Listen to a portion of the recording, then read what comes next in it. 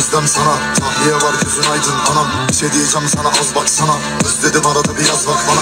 Fark etmez yazlar falan. Kedi gider yattı aslanlara. Mermi yağmış alçaklara. Unutmasalar da kalmaz sana. Keyfime şükür derdim yok. Kimseye tutulma kendin koş. Kaybedecek hiçbir şey yokken azdan az gider çoktan çok.